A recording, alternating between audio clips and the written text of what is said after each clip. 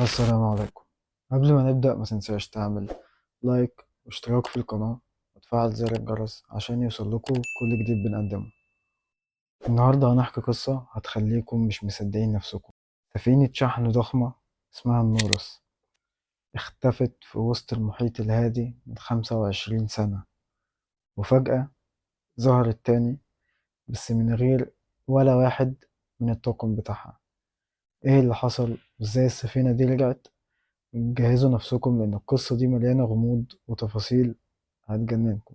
يلا بينا. في سنة 1998 سفينة شحن اسمها النورس كانت بتسافر في المحيط الهادي رايحة من اليابان لأمريكا. السفينة دي كانت غول بحري طولها 200 متر، وعليها كونترات فيها بضايع بقيمة 50 مليون دولار، من إلكترونيات لعربيات. الطاقم اللي على السفينة كان 22 بحار بقيادة الكابتن أحمد الخطيب، راجل مصري عنده خبرة 30 سنة في البحر، معروف إنه دقيق أوي وما بيسيبش حاجة للصدفة. معاهم مهندسين وفنيين من جنسيات مختلفة، كلهم محترفين. في يوم 15 أغسطس سنة 1998 السفينة كانت بتبعت إشارة عادية لمحطة مراقبة في هاواي، وكانت كل حاجة تمام. بس فجأة الساعة 3:17 بالليل الإشارة قطعت. مفيش رد، مفيش رسايل، ولا حتى إشارة استغاثة. زي ما تكون السفينة اتبخرت في ثانية. غفر السواحل بعت مراكب وطيارات ودوروا على مساحة أكبر من 100,000 كيلو متر مربع، بس مفيش أي أثر، لا حطام، لا جثث، ولا حتى بقعة زيت في المية. الناس بدأت تتكلم، يمكن قراصنة خطفوهم، يمكن عاصفة، ولا حاجة غريبة زي مثلث برمودا. بس المشكلة إن المنطقة اللي السفينة اختفت فيها كانت هادية جدا وما فيهاش تاريخ للغموض. بعد 6 شهور من البحث السلطات أعلنت إن النورس ضاعت رسمي، والناس بدأت تنساها.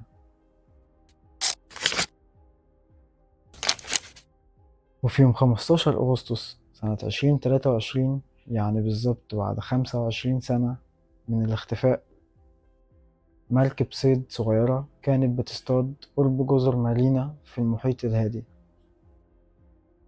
فجأة الصيادين شافوا حاجة غريبة، سفينة ضخمة بس واقفة زي التمثال في وسط المية من غير ما تتحرك.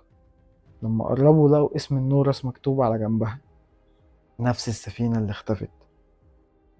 بس الغريب إنها كانت فاضية تماما، مفيش ولا بحار عليها، ولا جثة، ولا حتى علامة إن حد كان موجود هنا أصلا.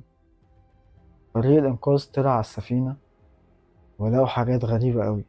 الأكل في المطبخ متعفن، بس زي ما يكون الزمن وقف. الغريب إن ساعة السفينة الرئيسية كانت واقفة بالظبط على 3:17، نفس الساعة اللي الإشارة قطعت فيها سنة 1998.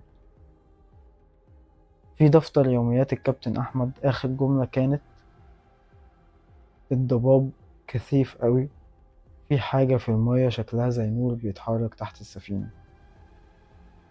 مش عارفين ايه ده، ومفيش كلام تاني.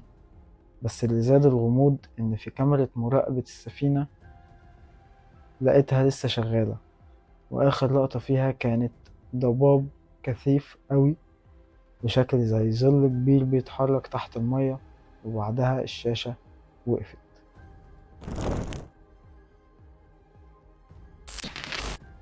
في نظرية بتقول إن السفينة دخلت بوابة زمنية زي ما بنشوف في الأفلام. وفي نظرية تانية بتقول إن قراصنة خطفوا الطاقم، بس ليه يسيبوا بضاعة ب50 مليون دولار. في ناس قالت يمكن كائن بحري غريب، زي وحش، زي كراكن. كراكن ده وحش أسطوري، في المياه. وفي نظرية بتقول إن كراكن هجم على السفينة، بس في نظرية جديدة غريبة ظهرت. في علماء قالوا إن في منطقة في المحيط الهادي اسمها حلقة التنين، مكان نادر بيحصل فيه اضطرابات مغناطيسية قوية بتخلي الأجهزة تبطل شغل وبتأثر على الإدراك. يمكن الطاقم شاف حاجة خلتهم يهربوا أو يضيعوا. الغريب إن العلماء لما فحصوا السفينة لقوا إن المحركات كانت شغالة من غير ولا نقطة وقود، وفوق كده لقوا آثار إشعاع غريبة على السفينة زي أي إشعاع معروف. يا ترى ده ممكن يكون دليل على تدخل فضائي ولا حاجة تانية خالص؟ لحد دلوقتي مفيش إجابة واضحة. السفينة لسه مركونة في ميناء في هاواي والتحقيقات مستمرة. وفي نهاية قصة النورس، هل فعلا السفينة دخلت بوابة زمنية ولا في حاجة في المحيط أغرب من خيالنا؟ وإيه رأيكم في الظل اللي شافوه تحت المية؟ اكتبوا لي نظرياتكم في الكومنتات. ولو عجبتكم الحلقة ما تنسوش اللايك والاشتراك في القناة واضغطوا على الجرس عشان يوصلكم كل جديد. لو عندكم قصة معينة نفسكم نحكيها قولوها في الكومنتات. هنشوفكم في الحلقة الجاية يا أبطال.